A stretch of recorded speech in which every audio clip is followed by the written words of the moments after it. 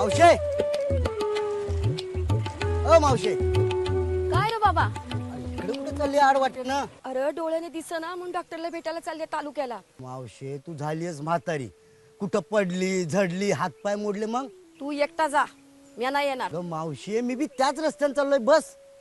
अरे बाबा, या रस्त्यातच माझी कंबर मोडली या. कधी नव ते मला लग्नासाठी म्हणून गाडीवर बसवून नेलं. ह्यो धो पाऊस पडत होता आणि हे रस्त्यावर मोठा मोठाले खड्डे. विनायला काय बी दिसलं नाही आणि सरळ रस्ता समजून खड्ड्यातच गाडी घातली. जीव तेवढा वाचला पण कंबर पार गेली रे बाबा. मावशे, तुला एक माहित आहे का? आपले लाडके आमदार साहेब बाबासाहेब पाटील, अगं यांनी आता गावचे रस्ते सुधरवलेत, सगळे चकाचक करून टाकले. तुला एक बी खड्डा मिळणार नाही बघ. अगं सगळी गावं तालुक्याला जोडली आहेत आणि तालुका शहरापर्यंत. अगं हायवेच करून टाकलाय पार. लोकांचा येण्या जाण्याचा येळ बी वाचतोय. अगं गावातली लोक आपले उद्योग धंदे घेऊन ह्याच रस्त्यानं तालुक्याला जातात. अगं लई सोपं झालंय. आपल्या आमदार साहेबांची कृपा. चल, मी बी त्याच रस्त्याने चाललोय. असं म्हणतोस? बसते बाबा.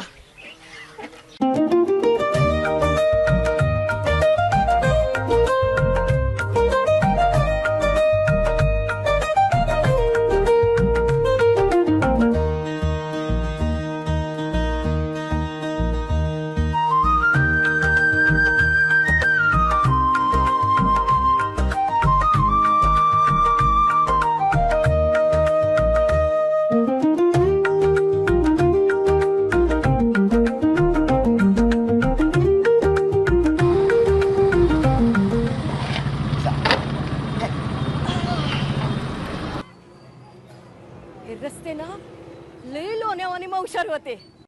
माझा येळ पण वाचला आणि माझी भीती पण गेली बघ. माननीय आमदार बाबासाहेब पाटील यांचे लय उपकार झाले बघ. त्यांनी रस्त्यांचा लय विकास केलाय. आता मी माझ्या तिन्ही लेकींकडे दर 15 दिवसांनी जाणार बघ. चल, बोललो होतो की नाही येऊ मी? अरे चाललास कुठं? परत ये की मला न्यायला. अगं एकदा काय दोनदा येईन. चल. ये बरं का नक्की.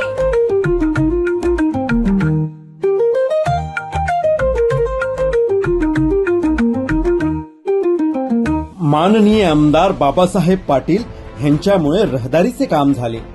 त्यामुळे गाव तालुक्याला जोडले गेले, तालुका जिल्ह्याला आणि जिल्हे शहराला जोडले गेले.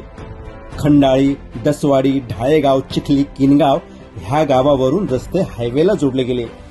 उद्योगधंद्यांना नवीन चालना मिळाली आणि लोकांचा वेळही वाचला. आणि चांगल्या रस्त्यामुळे ऍक्सिडेंटचे प्रमाणही कमी झाले. चला देऊया घड्याळाला साथ.